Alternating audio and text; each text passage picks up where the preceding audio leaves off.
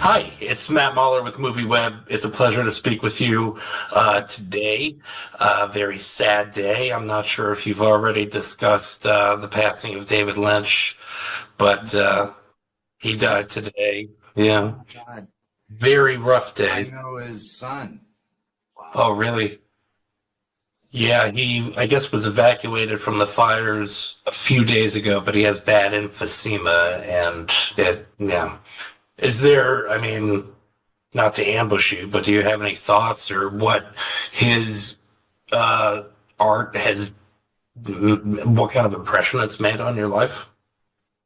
To me, just is in the pantheon of original thinkers and filmmakers. I mean, I think he's an extraordinary guy. I think he did extraordinary stuff. Some of it that wasn't ever realized. Like, I love the stuff that exists, but I also feel like some of what he worked on the side was really interesting too. So, um, sorry, I'm in interview land all day, so I just didn't, I hadn't heard.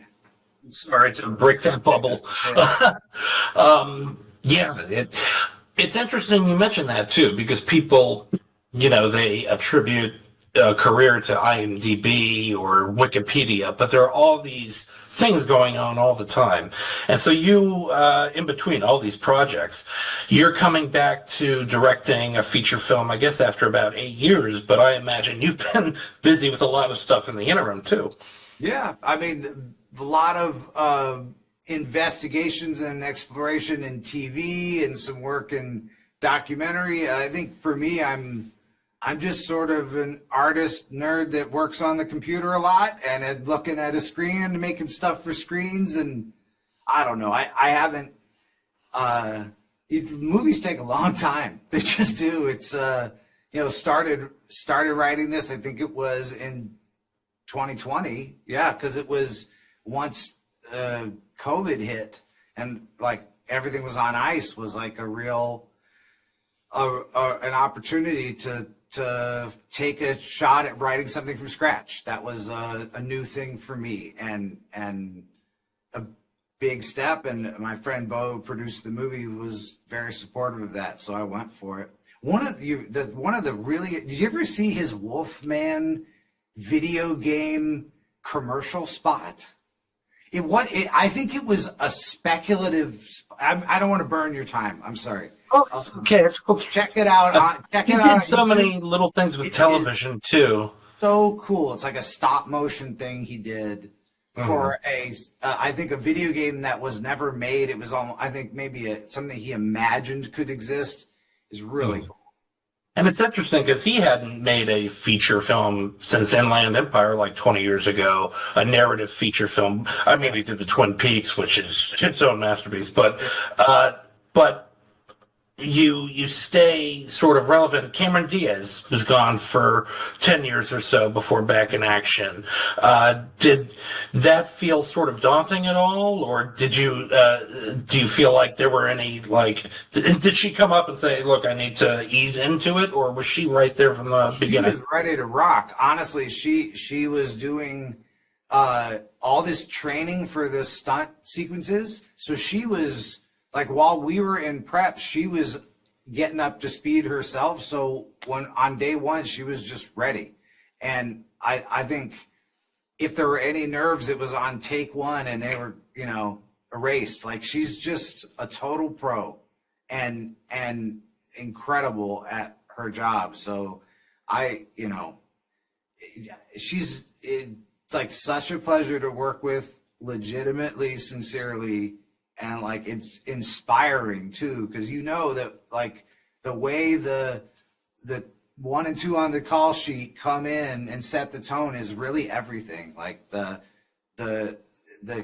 thoughtfulness and the care and the concern and the professionalism, like they're both amazing. I imagine since she was sort of not acting, you didn't write the role for her. But what about for Matt, for Jamie Foxx? Did you have him in mind at all? I know you had worked together, I think, in Horrible Bosses, right? Yeah, I loved working with him. I, to be fair, like was just writing. I think probably too much in a generic voice at first, and they had a really big success with Jamie, and they were interested, they being Netflix, in like looking his way, and then I started getting more specific with it, and it was his idea to think about Cameron, which he at first he kept it secret from me because I think he didn't want to get my hopes up, didn't want to get anybody's hopes up, and they didn't want to be I think unfair to her because she's supposed to be retired, but I think he had like an instinct, intuition that there was a possibility, you know, and also that this particular project with its title, for God's sake, like speaks to where she was at. And he's crafty, man. He like set the table and it worked out. And it became inaction, one word, so many times between the strikes, you had emergency surgery? You had COVID. You've done your homework. Oh yeah. I had the first month of shooting, I was supposed to get surgery, but I like thought I was gonna lose Glenn. Like, and Jamie Demetriou, because it was very limited window when they could work. So really stupidly, I'm on set, like pushing through, and immediately when we went to Christmas break, my gallbladder started to rip open, and I had to go to emergency surgery. So it was like, I'm not sorry. Like I think it was the right choice because like they are so good in the movie, those two, that it was I don't know, like I would do it again. That's what David Lynch said about smoking. He started at age 8 and smoked till he was No, I didn't know 24. that. That's awesome. And said, I would do it again. I wouldn't change a thing, but don't smoke. And then, of course, Jamie Foxx had this serious thing happen. Did that seem? Did you always think I'm going to finish this film no matter what, or what was the mood like? Did it feel hopeless at time? It didn't feel hopeless. I was just scared for him. Like I have had family that have had similar things happen. Like he's now talked about it in his special, so it's not a secret, but it's brain stuff and it's required surgery, and it's like the scariest kind of surgery to have. And actually a very close friend of mine during the production died from brain cancer, totally different issue, but still brain, right? And it was hard. And in this case, we had shot whatever it was, maybe 85%, 90% of the movie.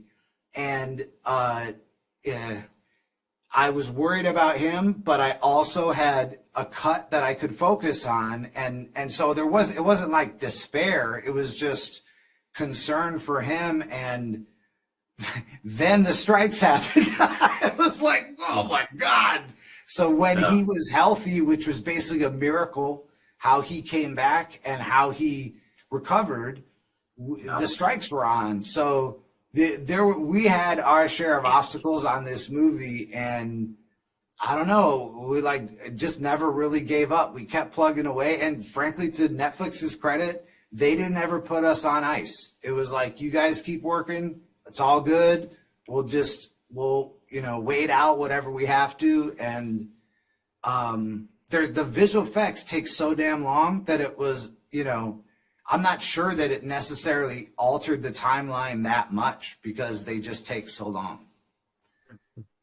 And now it's back. It's on Netflix. It's done. Congratulations. I have to wrap. I'm like, I don't know what's going to happen tomorrow. I've been waiting for this for so long. Yeah, it's been a while. I'd love to talk sometime. The whole trajectory of your career from Kenya, and I remember walking 3 miles to see King of Kong. I am seriously impressed. Oh, thank you. Let's I remember have a King of longer Kong back conversation. then. You've done. I'm always impressed when people like actually do the work. Well, you did the work here. Thank you for it. Thanks for discussing it too. I appreciate you. Yeah, yeah. Thanks. Bye.